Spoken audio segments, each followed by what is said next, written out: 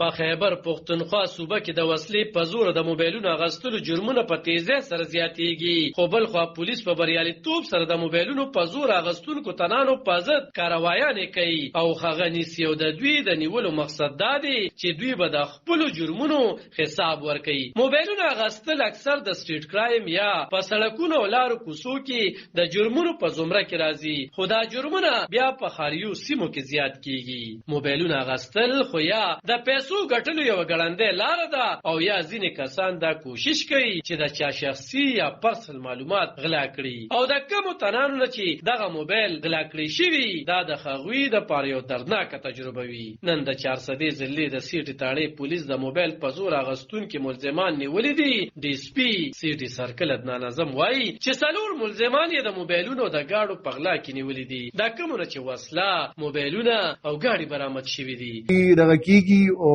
چونکه دیغه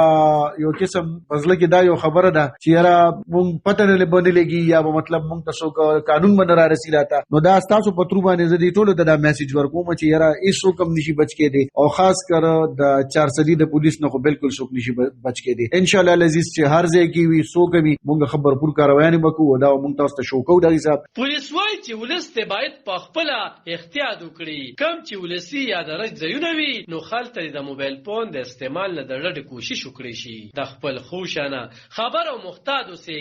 او خاص کر په هغه علاقو کې کومو کې چې تاسو ته پته لګي چې دلته کې جرایم زیات دي، خو د بده مرغه نن سبا په هر ځای کې دا جرمونه خپه درس کې کیږي. علب خان شیرپو،